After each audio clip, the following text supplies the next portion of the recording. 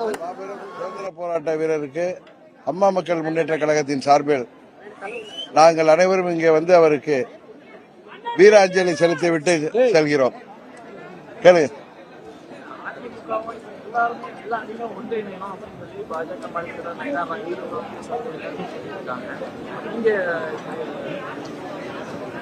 Sir, இன்றைக்கு மாவீரர் பூலித்தேவர் 310வது ஜெயந்தி. அந்த மாவீரருக்கு, அந்த மாபெரும் சுதந்திர போராட்ட வீரருக்கு, மாமன்னருக்கு அஞ்சலி செலுத்துவதற்காக நாம் அனைவரும் வந்திருக்கின்றோம்.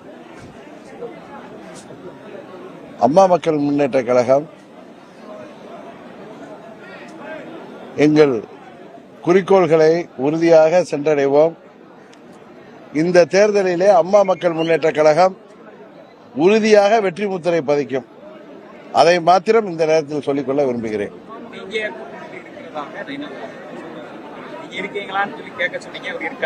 இல்ல, நீங்க திரும்ப திரும்ப என்கிட்ட கேட்டதுனால, திருப்பி இல்ல, திரும்ப கேட்டதுனால நான் என்ன சொன்னேன், இதுக்கு பதில் சொல்ல வேண்டிய இடத்தில் இருப்பவர் திரு நயினார் நாகேந்திரன், நண்பர் நயினார் நாகேந்திரன் கேளுங்கன்னு சொன்னேன். ஆனா ஒன்று மட்டும் இந்த நேரத்தில், இந்த பூலித்தேவன் பிறந்த இந்த வீரமண்ல சொல்ற அம்மா மக்கள் முன்னேற்ற கழகம் வீரத்திற்கும் விவேகத்திற்கும் பெயர் பெற்ற கழகம். எத்தனையோ சோதனைகளையும் இடர்பாடுகளையும் கடந்து தேர்தல் பின்னடைவுகளை எல்லாம் தாண்டி இந்த இயக்கம் 8 ஆண்டுகளாக வெற்றி நடை போட்டு வருகிறது. 26 தேர்தலிலே அம்மா மக்கள் முன்னேற்ற கழகம் நாங்கள் யார் என்பதை மாத்திரம் உறுதியாக நிரூபிப்போம். அதுவரை பொறுமையாக இருக்கிறோம்.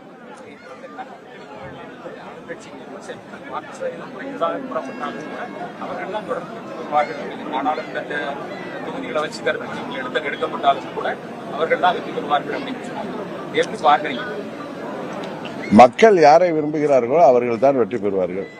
இதை தாண்டி நாம சொல்றதுக்கு என்ன இருக்கு? இல்ல, நான் சொல்றது தேர்தல் நேரத்தில் வாக்களித்த பிறகு கருத்து கணிப்புகள்லாம் ஒரு பக்கம் இருக்கலாம். மே மாதத்தில் வாக்களித்த பிறகு தேர்தல் முடிவுகள் தெரிந்த பொழுது உங்களுக்கு தெரிய வரும் மக்கள் யாரை விரும்புகிறார்கள் என்று சொன்னேன்.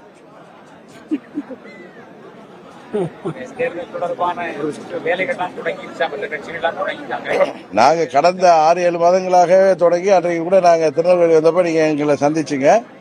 தொகுதியாக சென்று எங்களது அனைத்து நிலை நிர்வாகிகள், கிளைக்கழக நிர்வாகிகள், கிளைக்கழக செயலாளர்கள், ஊராட்சி செயலாளர்கள், பேரூராட்சி செயலாளர் மற்றும் நிர்வாகிகள், நகராட்சி, பகுதி, மாநகராட்சி அனைத்து பகுதிகளிலும் அந்தந்த தொகுதிக்கு உட்பட்ட நிர்வாகிகளை சந்தித்து தேர்தலுக்காக தயார்படுத்தி வருகிறோம். அதான் எல்லாம் பொறுமையா இருக்கு. எல்லாம் நான் சொன்னேன், டிசம்பர்ல எத்தனை அணிகள் போட்டியிடுகின்றது என்பதும், எந்தெந்த கட்சிகள் எந்தெந்த கூட்டணியிலே இடம்பெறுகிறார்கள் என்பதும் தெரிய வரும். அப்பொழுது அம்மா மக்கள் முன்னேற்ற கழகம் எத்தனை தொகுதியிலே போட்டியிடப் போகிறது என்பதும் உங்களுக்கு தெரிய வரும்.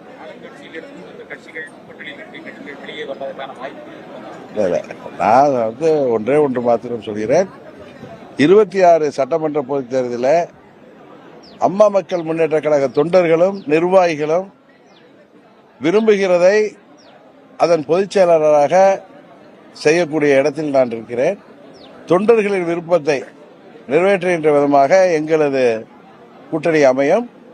நாங்கள் எங்கெல்லாம் எங்களது தகுதியான வேட்பாளர்கள் இருக்கிறார்களோ அந்த தொகுதிகளை உறுதியாக பெற்று தேர்தலிலே போட்டியிட்டு உறுதியாக வெற்றி பெறுவோம்.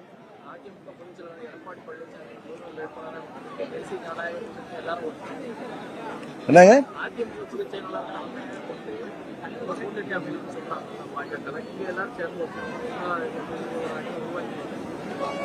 இல்ல, உங்களுக்குலாம் தெரியும், 24 பாராளுமன்ற தேர்தலில் மாண்புமிகு மோடி அவர்கள் 3வது முறையாக இந்தியாவின் பிரதமராக வருவதுதான் நாட்டுக்கு நல்லது, பாதுகாப்பிற்கு நல்லது, இந்தியாவின் வளர்ச்சிக்கு நல்லது என்கிற அடிப்படையில் எந்தவித நிபந்தனைமற்ற ஆதரவை, அதாவது அன்கண்டிஷனல் சப்போர்ட் நாங்கள் கொடுத்தோம். 26 சட்டமன்ற பொதுத் தேர்தல் என்பது வேறு. அதில் எங்கள் நிலைப்பாடை நீங்கள் பொறுத்திருங்கள். டிசம்பர் மாதத்தில் உறுதியாக உங்களுக்கு தெரிய வரும். இல்லைங்க, எங்களது அம்மா மக்கள் முன்னேற்ற கழகம், அதன் தொண்டர்களும், அதன் நிர்வாகிகளும் அவர்களின் விருப்பத்தை அறிந்துதான் நான் செயல்பட முடியும். இதில் நானாக தன்னிச்சையாக இந்த முடிவை எடுக்க முடியாது. ஏன்னா 7 ஆண்டுகளில ஆர்கே நகர் தேர்தலுக்கு பிறகு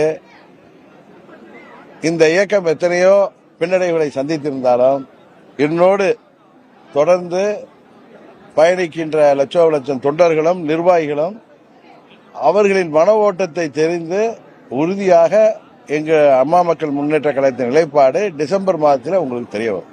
அதற்கு முன்னாடி நீங்க எத்தனை கேள்வி கேட்டாலும் எனது ஒரே பதில் இதேதான். திருப்ப இதான் சொல்லுவேன்.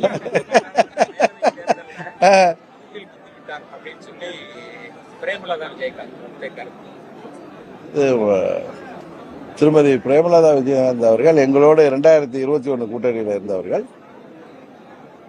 அவர் ஒரு கருத்தை சொல்கிறார் என்றால் அதுக்கு காரணம் என்ன என்பதை நீங்கள் அவர்களிடம் கேட்க வேண்டும். அதை போய் என்னிட்ட கேட்டா 21 தேர்தலில் எங்களோட கூட்டணியில் இருந்தாங்க, நாங்கள் முதுகில் குத்துறோமா இல்லையா என்பது எல்லோருக்கும் தெரியும். ஏன்னா அவர்கள் எங்களை பற்றி எந்த குறையும் சொல்லவில்லை.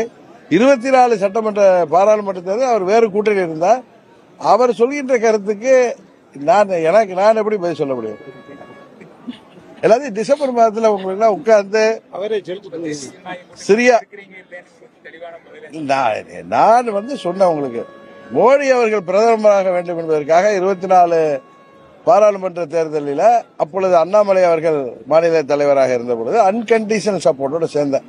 நாங்கள் தேர்தலில் போட்டியிட கூட விரும்பவில்லை. ஆனால் பாரதிய ஜனதா கட்சியைச் சேர்ந்த முக்கிய தலைவர்களின் விருப்பத்திற்கேற்ப போட்டியிட்டோம். ஆனால் 26 சட்டமன்ற பொதுத் தேர்தல் என்பது வேறு. இது தமிழ்நாட்டு மக்களின் தலையெழுத்தை இருக்கக்கூடிய தேர்தல். இதில் அம்மா மக்கள் முன்னேற்ற கழகத்தின் நிலைப்பாடு என்ன என்பதை நீங்கள் டிசம்பர் மாதத்தில் உறுதியாக வெளிப்படையாக தெரிய வரும்.